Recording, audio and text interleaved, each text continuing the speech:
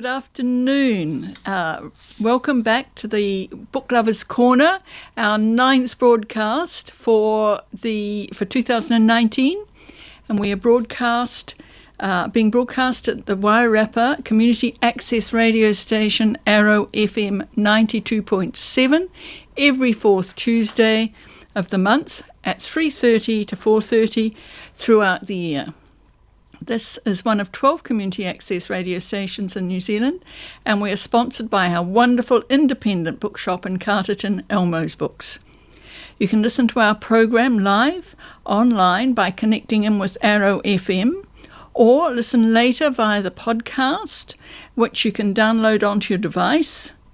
The Book Lovers Corner is also available to be watched on the Wairarapa TV Freeview Channel 41, as well as on YouTube. We'd appreciate any feedback you can offer by contacting the station's Facebook page. I'm Valda Kirkwood, and I have with me today Gareth Rapson and Sue Lawrence. So welcome, Gareth. Welcome, Sue. Thank you. And we're going to start today with book news, and I think, Gareth, you've got some book news there about Wellington Public Library. Right. There was, I spoke, news of their new latest pop-up, which is in the Harbour City Centre in Brandon Street. Now, this is geared towards children and family, and will... What that opens in February, and we will. That'll be really basically the third pop-up library.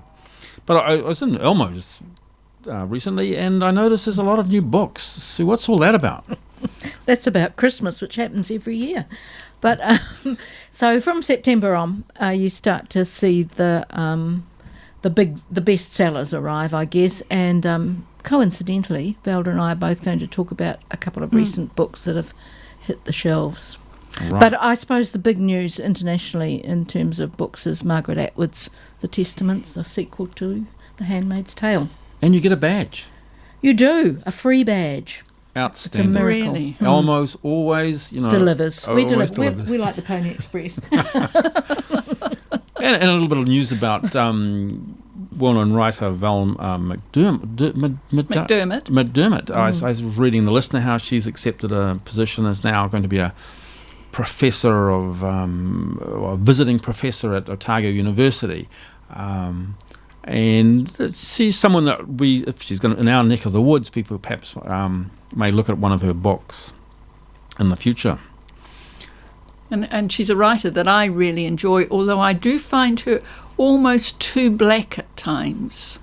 Just so she's a crime writer, or she is a crime writer, yes. And I think she was a reporter back in a past she was life. back in the day. Yeah, and I think she also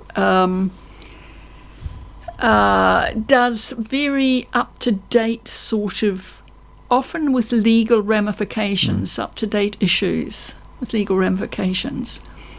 It's a while since I've read her, to be honest. And a little bit of local news with the crime fiction that we're heading into today. I noticed that the Greytown librarians were battling with the issue of that they've got their crime section up on the mezzanine floor, and there's enough reading citizens have said, how about getting it onto the ground floor? So they're now looking at how they can integrate a large collection into what's quite a large collection on the ground floor anyway, and what goes and what stays and how they configure it. Does that reflect the age of the population who like crime novels? Right, and they want it accessible, and they not necessarily want to travel up the stairs and up to which are very good upstairs, but most people, I think, like to be able to reach their books quickly. Well, I could not have got upstairs a couple of years ago, so I do understand the need for it to be on the ground floor. But that brings us to our detectives and crime stories.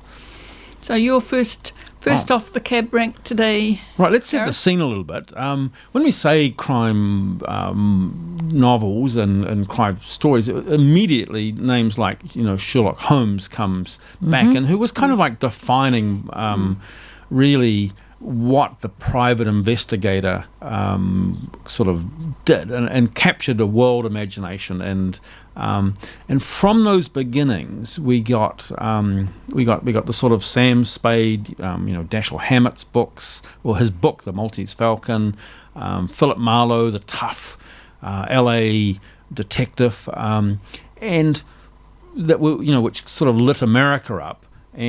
But then it just seemed to spread, and it seems like every country now is totally engaged with crime fiction. And I know today we're going to look at Scandinavian fiction, we're going to look at English crime, and we're going to look a little bit at a crime set in a Berlin setting.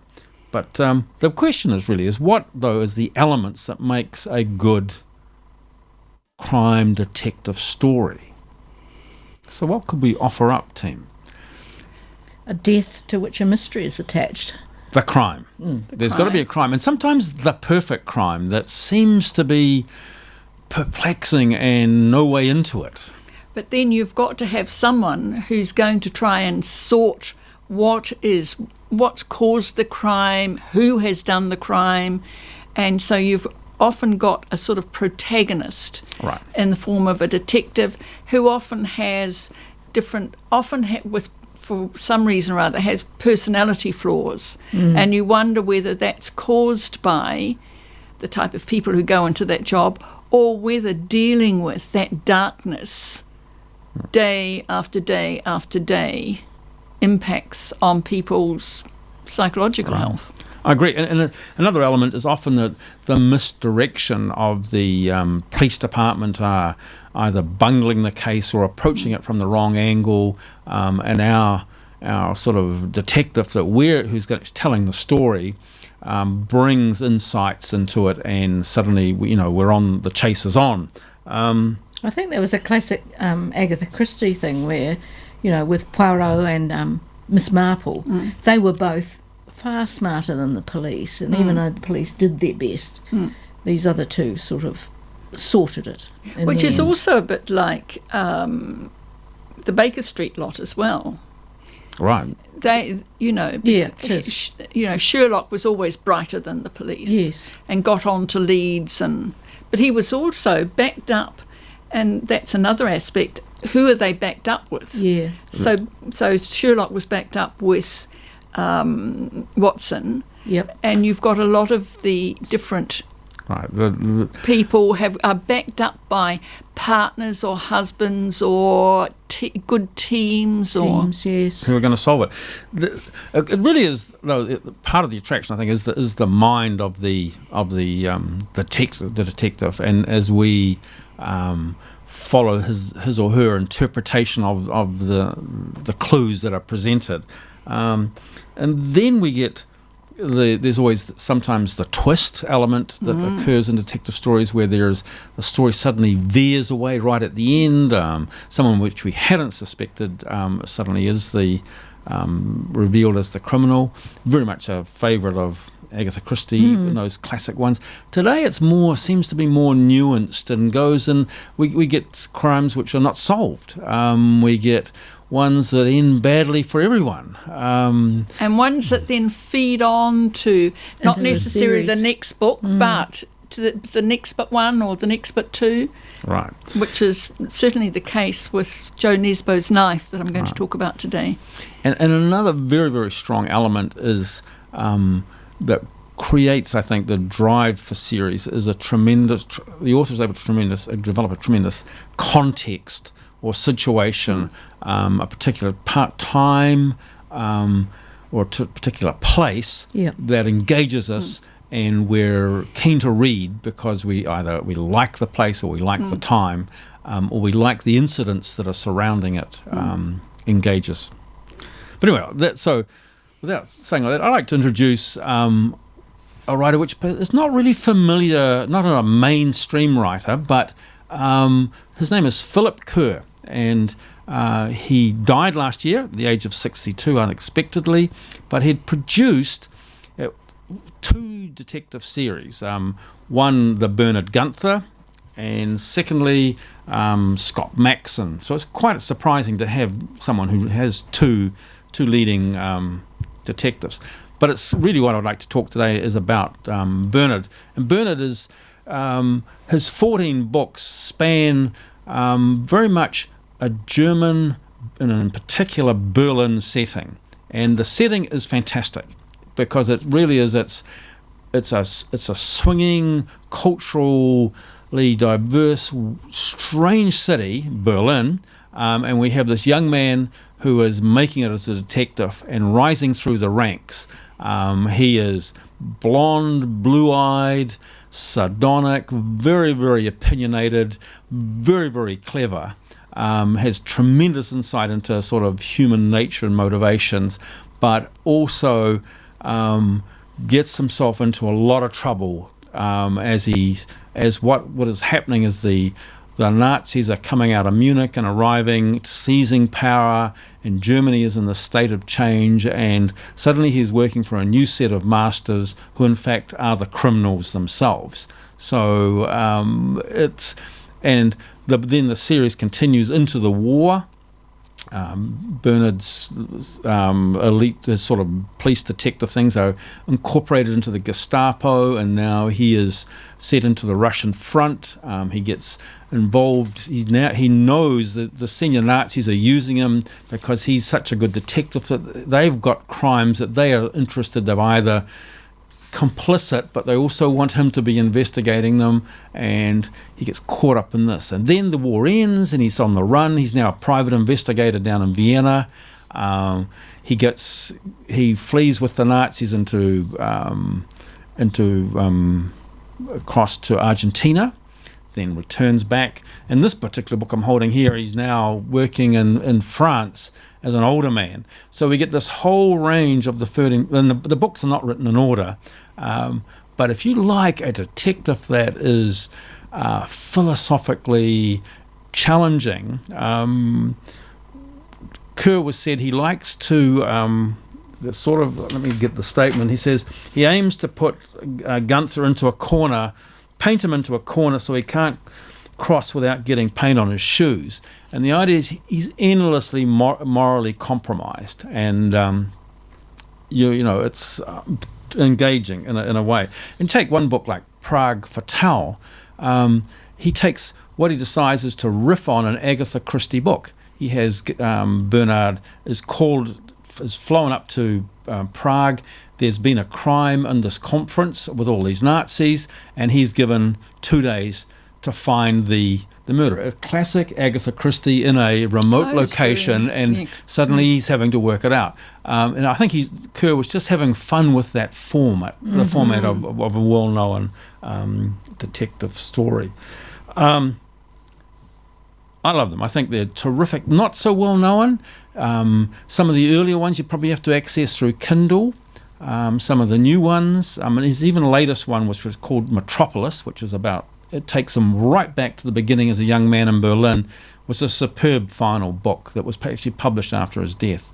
And very briefly, the other one is Scott Manson is a manager of a Premier football team. For somebody, a reader who loves football, and English first, Premier League, would love these books. They're just full of stories, and you're on the inside part of the game, and here's our manager turned detective solving crimes, and you're along for a really funny, enjoyable sports ride as well. Which you would enjoy. I did, and I always enjoy the combination of literature and sports. It's not an easy mix. There is not, in fact, not that we're talking about sports writing today, but there's very little great sports writing. But that's fiction. Fiction, yeah. And but that's a tale for another one. So I'm leaving you really with the idea that this is not a mainstream writer, but one that I think you would find engaging and beautifully written. There are other standalones which I'm starting to work my way through now, because I just really think he's a good, excellent writer. It's a huge and elaborate backstory, isn't it, about the detective himself? Oh yes, and it often takes a significant incident and so we learn historically about what that happens. And also it's like famous crimes that happened in Berlin are then developed as he is sort of solving them.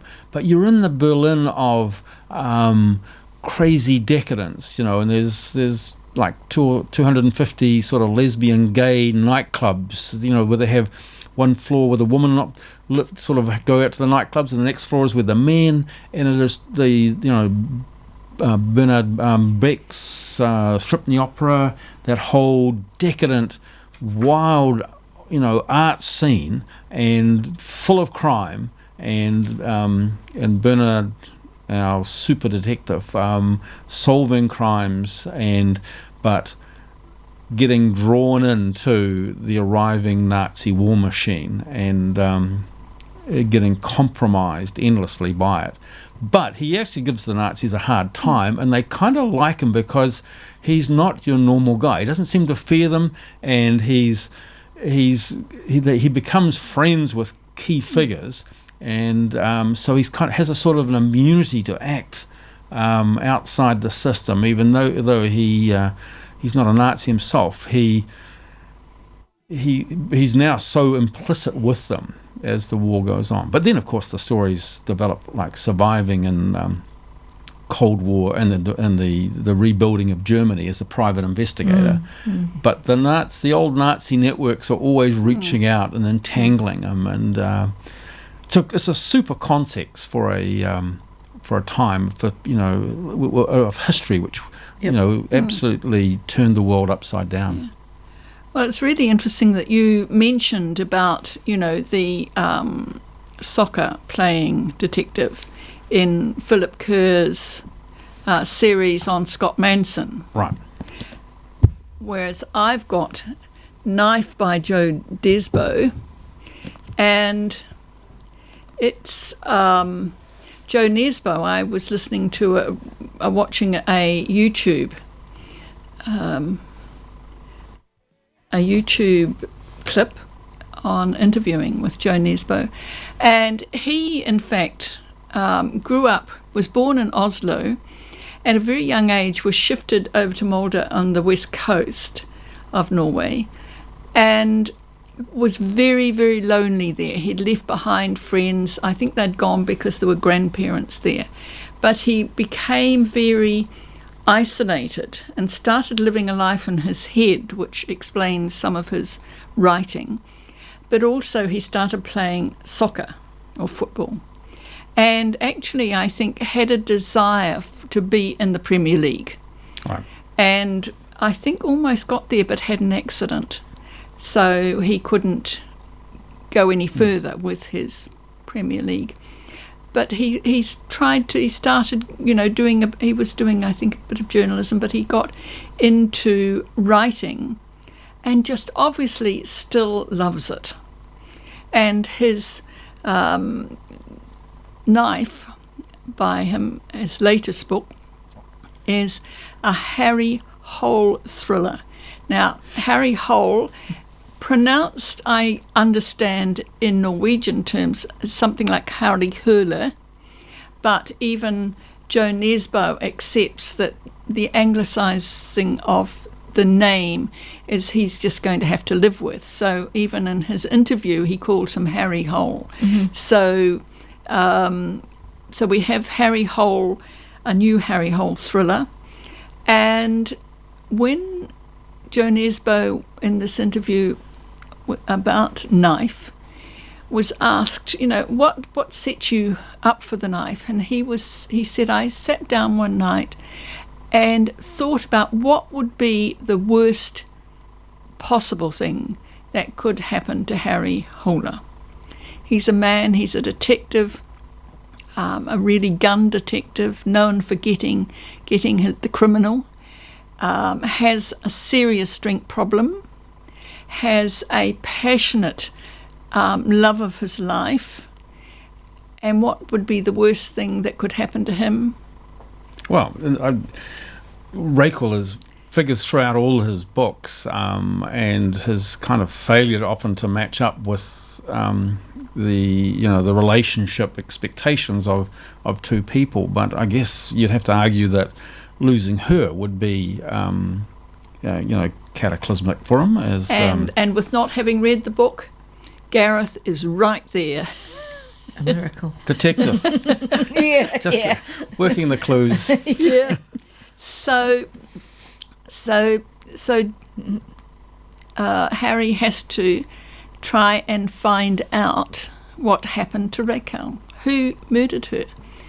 And so it is, as you can see, a very sizable book. It is big. And it kept me going. Right. From picking it up at Auckland Airport, through 3 weeks of cycling in the Baltics and Sweden, down through exploring Berlin, which is, I think, probably a little bit different from the Berlin you described with, or Philip Kerr writes about, but which is booming with young people. It's certainly a young people's city now, to going on the train to Mainz. And I have discovered in recent years that when I'm reading, if I come to a tense place, I can't move on, and I have no idea what that's about, but I have to put it down. And this was a perfect journey for that, because there were so many,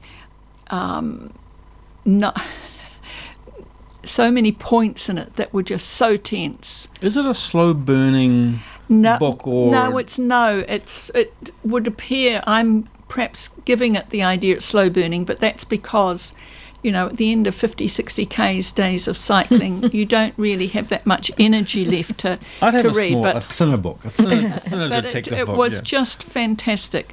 And so Harry arrives home on the night of Raquel's murder, absolutely sloshed out of his mind, and with blood on him that doesn't belong to him. And he has also been sidetracked out of the gun team into, sort of cold cases. Mm-hmm. Right. He's been, moved over. And so he's been moved over because his drinking has created too many problems for the team. And so he decided he'd take on a cold case about a particular guy who's called Sinn Féin, who has been present in previous books, and he's going to try and sort him. He nailed him, and he's been in jail, but he's come out again, and he's sure that he's going to do the same sort of thing again, which is rape and murder young women. And he thinks that he's responsible for Raquel's murder because he's got a reason to. He hates Harry Hole, and that means he can get back at him. Raquel's murdered in... Raquel is murdered. Early in the book? Right at the beginning. Oh, okay. So now... So there's no spoilers. Yeah. Right at the beginning. And Harry's got to deal with it in this befuddled state of mind. Right. While he's dealing with this other cold case. So there are two stories. Two stories, but in fact it becomes even more and more complex. There are a lot of layers. Joe Nesbo builds his characters in layers, and so they've got incredible depth. And some of the people from his previous books have come again into this one.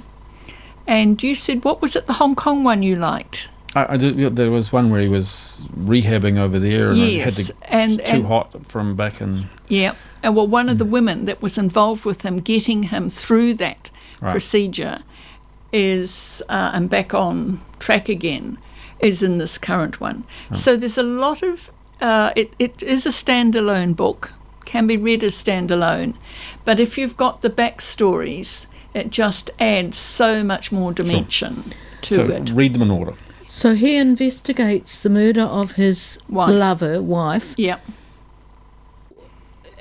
As part of the police force. I mean, how can that happen? Well, Or does he go off and do it off his own bat? What do you think of that? Yeah, I think I'm right. What do you think? I think you're right. Otherwise, Absolutely. I don't think you'd be allowed to get near something like that. Well, would no, you? that's what puzzles me. But you know, off case. But also, he's off case, and not only that, people owe him, Yeah. and so and then people like him, like the forensic, the woman in the forensic lab, who really likes him because she can get him to bed, which is one of his problems that Raquel said out permanently to him. So he has his demons in a variety of ways, but he gets on with it, and it is absolutely fascinating. I just absolutely loved it. I can't recommend it highly enough. Golly. And so that's the best one for a while. That's the best one. And somebody,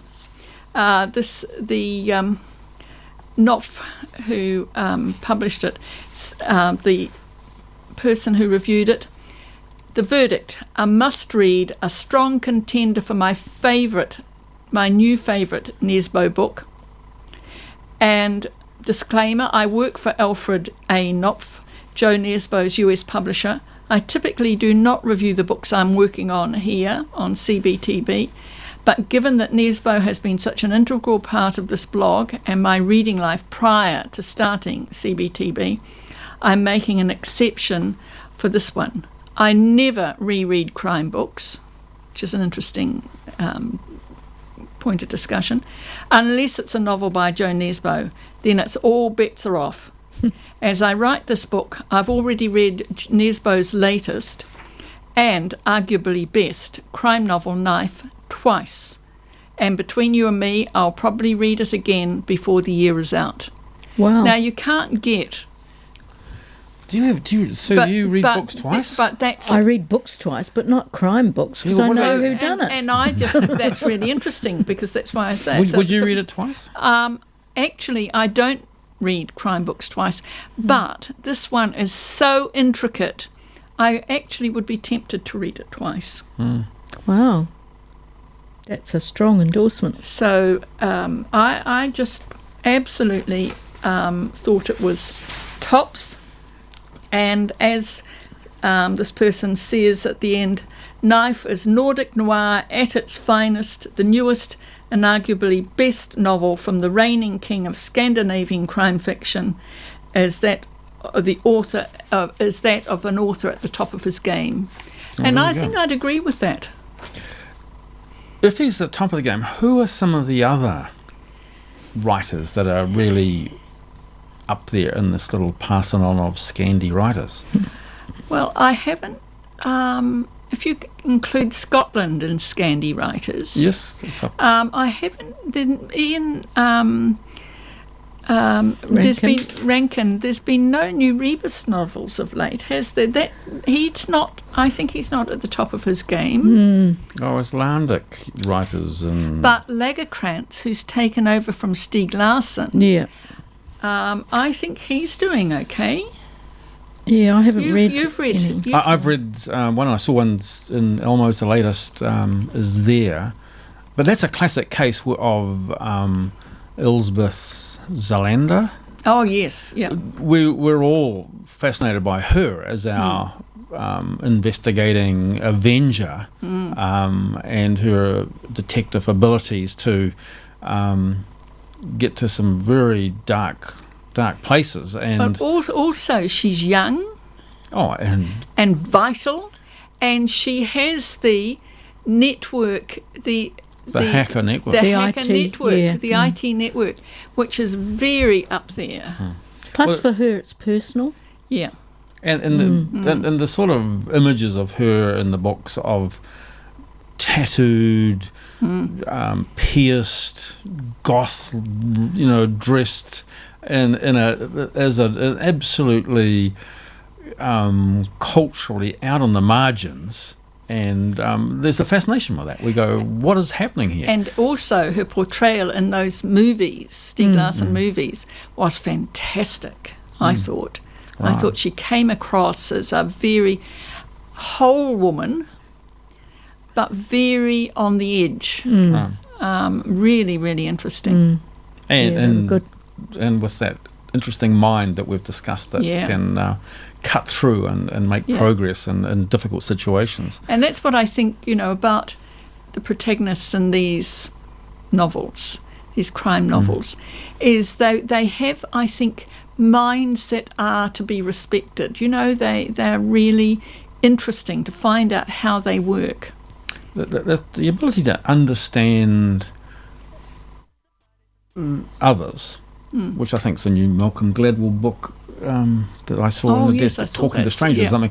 But no, their ability to see further and more in greater depth is to me always fascinating. And often in these detective stories, it comes down to the interview, where there's suddenly they're in this room with two-way mirrors, not unlike this room that we're in now, and we're getting this tremendous exchange where things are going to be either revealed or hidden, or and we're going to get to know our lead investigator, and we're also going to understand the suspect. And I think that's often what a writer brings to it, because Joe Nesbo, not only has he a passion like you for sport, in his case football, but he's also works in a band, and he loves story writing, so he writes music for a band and he still plays in a band. And so he brings a whole layer of living that often you perhaps don't get in other writers. It's a brave statement. Right, well, I think it's time for music. And before we go, and your one, Sue, and I've chosen today a track called Les Liaisons Dangereuses, Dangerous Liaisons, which is really very appropriate for crime writing, because we can all... You've been talking, Gareth, about dangerous liaisons between the Nazis and your Gunther. I've been talking about dangerous liaisons with Harry Hole and previous criminals, and I'm sure that you're going to be mentioning that too. So here we go.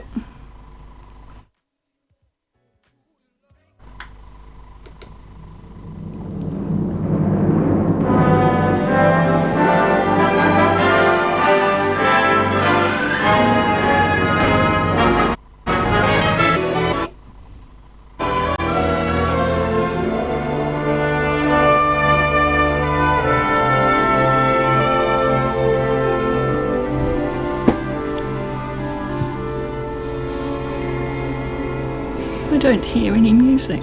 No, neither do I.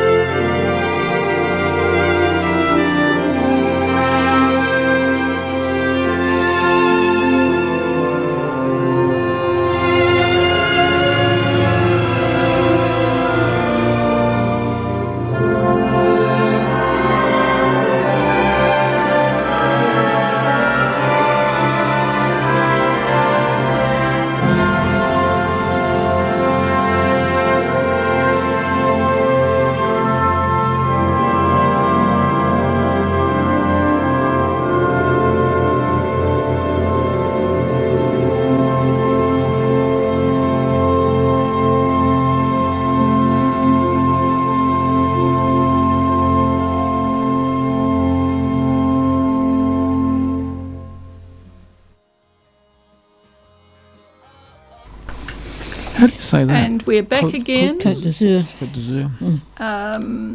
And trouble with being 6 weeks away, one forgets some of the little intricacies of the board, but I'm getting there. Thanks very much to Michael popping in. Now, Sue, you are going to talk about an author I'm very fond of. I am. I'm going to talk about Anne Cleeve's latest. But before I just want to mention some of our sponsors' product. We've got Anne Cleeve's books on special, $9.99 at Elmo's at the moment. Some of the early ones. If you've missed out on some of the early Shetland series or Vera series, get in there and get a copy. Okay, sorry about the voice. It's just overcome me. But Anne Cleeve's, one of the features of crime novels, I think, is that they often work in series.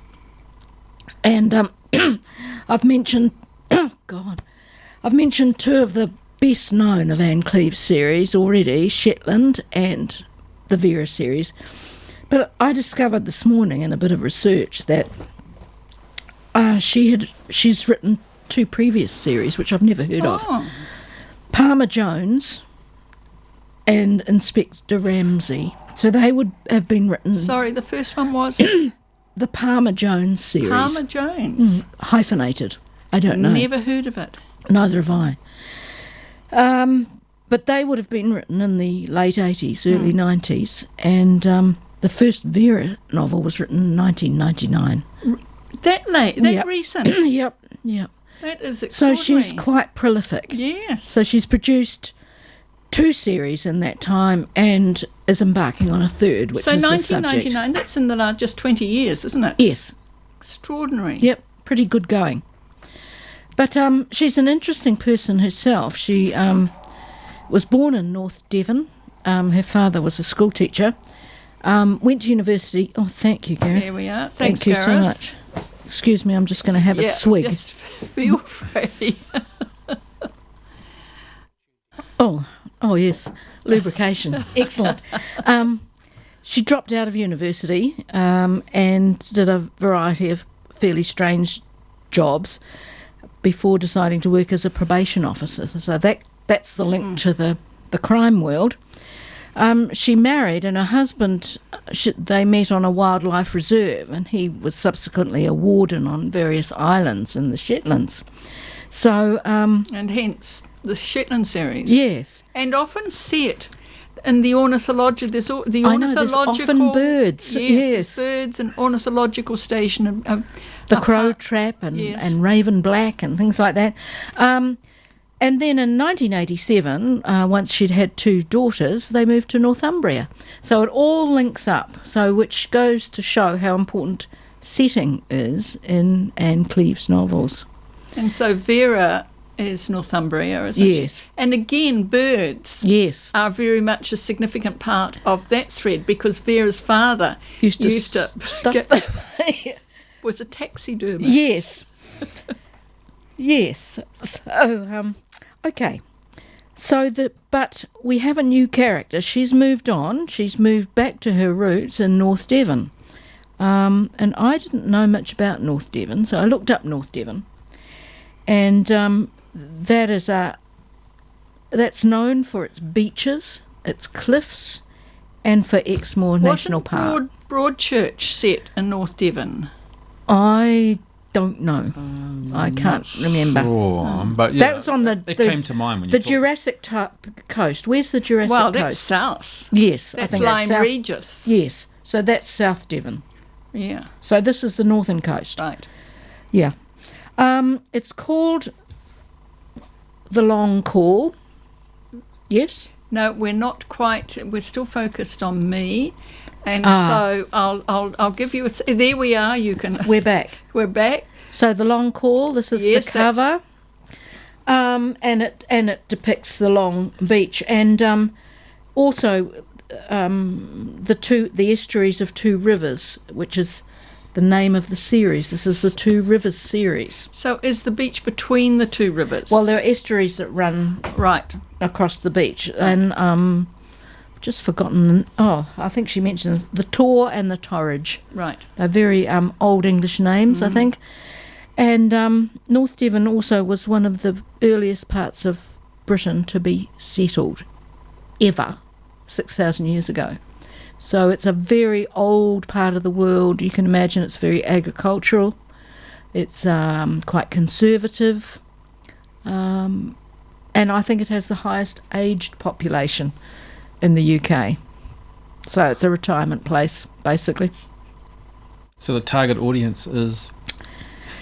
The target audience is anyone who likes a good book, Gareth. But there's also a lot of tourists. It's a growing tourist area. So that's North Devon. But let's talk about the Two Rivers series and her new hero, who is called Matthew Venn. Now, Matthew is a local North Devonian, and he has returned for two reasons. One is his job as a police inspector, but also he is returning to where he grew up, specifically because his father has died. He had an interesting childhood. He grew up in a very isolated religious sect, and he dropped out of that when he was quite young and has been shunned by his family and anyone he knew growing up. So his return is stressful for him and fraught, and he feels that he can't even speak to his mother. He doesn't like to intrude. So Matthew Venn is also married. He's married to Jonathan. Jonathan manages a place called the Woodyard Centre, which is a revitalised industrial site, which now houses various social services, artists, small industry, that small enterprise, that sort of thing. Okay, so I think it's a very brave step to step away from what has been a very successful series. Two very successful series. Yes, but Vera's still going, as far as we know. Yes. But Jimmy Perez, and in the Shetland series, was brought to a nice ending. I was worried that she would kill him off, but nothing so crass. And he's happily carrying on in his work and his life with his daughter. So, but Matthew, he's not ambitious, but he has risen to become an inspector. He leads a small team, which he's just getting to know, and his boss is a bit over being a policeman. I think he's just, take care of it and don't bother me with the details. So not exactly supported.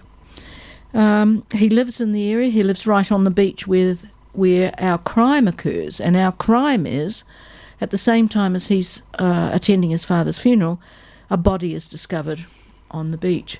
The body has no identifying material on it. He has a bird tattoo on his neck, so there's the birds again. Bird again. Yes. Yeah. So he is tasked with solving the crime. As I said, he's a new character. We know nothing about him, and he's slowly revealed through the book. But I have a feeling still that there's a great deal more to come. Well, I think to put a book set in that area, which is, as you say, fairly conservative, and to have a gay couple, that's a very daring and start for a new series of books. I suspect so, but the audience is not North Devon, and the audience is the world, I guess. But that would impact on his relationships in North Devon, I would imagine. It does. He has some of the older people he knows already, and but he does take some delight in talking about my husband in public, and it's taken him a while to get there, I think. Yeah.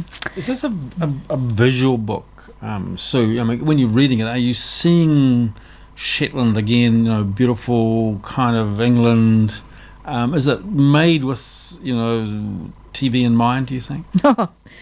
Funny you should say, because the rights have already been bought. Oh, really? And that would be on the strength of the two previous successful series, Shetland and Vera. And it's quite likely that many people listening to this will only know these series through the television. But I would urge you to get to grips with the books themselves. They're well worth the journey. Oh, she's a good writer. So, apart from setting, and setting is very important in all Anne Cleeve's novels, whether it's the delights of Shetland or the rawness of Northumbria, in Devon or Devon itself, also she's very strong on character development. The characters are well drawn, and there's plenty of them, and many and varied. Elderly people, a clergyman, young people, children, old people, so, the full gamut. Also, this is not a private detective. He is a police detective, so it's very strong. She has to understand police procedure, so it's strong on that. The story contains a satisfying number of twists and turns and red herrings and so on, but it doesn't really have that nail-biting tension that you were talking about. So it's a different approach to crime. But perhaps that's appropriate for the introduction of a new protagonist and a new setting. Possibly, yeah, but I think that true to form, the body there's something bizarre about the body, there's something different. It's obviously, so he's lying on the beach with a knife in his chest, which is fairly attention-seeking, really. Okay, so the characters are well drawn, as I said, and the story moves forward at a reasonable clip. It's plausible, the conclusion is satisfying, and I look forward to the next in the series, and I'm sure it's not far off. She'll be working on it. I think she's set herself up to write 2, bang, bang, so...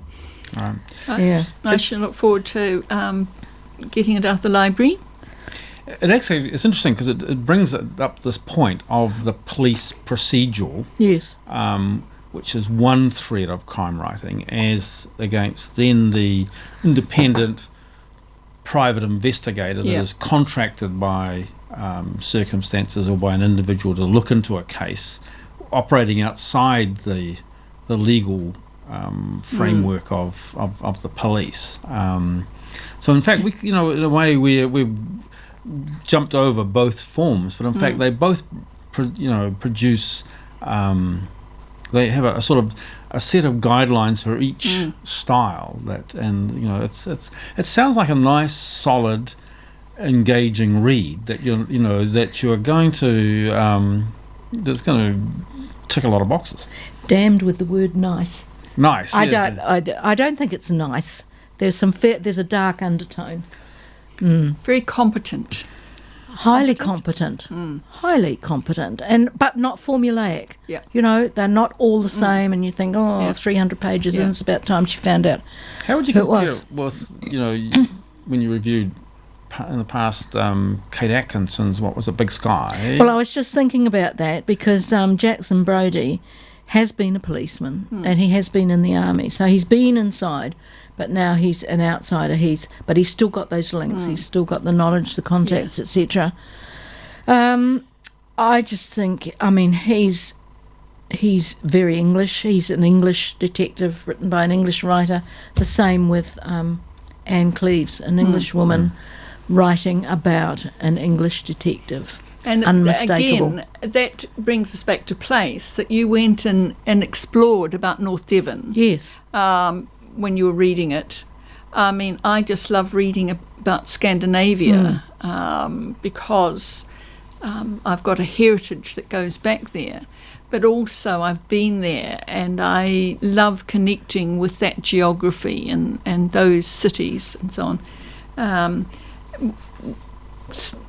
I also love Icelandic writers, and Erlendur, the policeman in the series by Indridason, I just loved.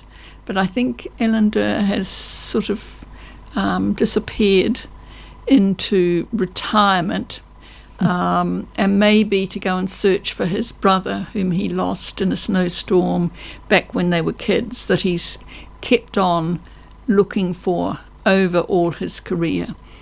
But then a new one for me is Jonasson. And I love these names, these yes, Icelandic well, guys. Yeah. Well, and it's really interesting because I watched a YouTube with Jonasson, and there was this woman just like us saying, well, look, we want to introduce Ragnar Jonasson. Have I pronounced it correctly? And he said, oh, good effort. And she said, well, how would you say it? And he goes, Ragnar, and it does bear no relationship to how we would pronounce it. The emphasis is very different. It's to do with the emphasis. And then, and so he's new to me, and I would like to read more of his books. And the other one I particularly like is Viborg Yrsa Sigurdardotir, which I'm not, but I'm sure that's not pronounced correctly. But again, for a woman writer, sometimes they've got a different take on things from men writers. So we're coming up to 55 minutes, and so it might be time to, if you want to bring up anything more before we talk about the books that we've reviewed today. Well, very quickly, just at one point on the Bernard Gunther series, HBO and German Sky TV, there's a rumour that two are looking at options, and so he may burst to life on our screens, and his adventures will be available to all. Good. That's good. And very quickly, let's not forget New Zealand, Nio Marsh, Paul Thomas, Ben Sanders, Paul Cleave. There's plenty of crime and detective writing right in our own doorstep with terrific characters and settings that we're all familiar with. And so, Sue, could you tell us who you reviewed today, who you talked about? I talked about Anne Cleeves and the various series she's written, but specifically her new one, The Long Call. Thank you. And Gareth? I introduced the series, really, of Bernard Gunther, written by Philip Kerr, and we also looked very quickly at Scott Manson in his three-book series about Premier League football and some crimes intertwined with it. And the book I focused on was Knife by Joe Nesbo. Oops, not quite getting that right. And that is our series on crime writers for today. So thank you very much for listening to Arrow FM 92.7 Arrow FM in Masterton and the Book Lovers Corner, and we will look forward to seeing you on the 4th Tuesday of October coming up, 3:30 to 4:30. And so thank you, Gareth. Thank you, Sue. Thank you. And we shall see you next month. Bye from us. Thank you.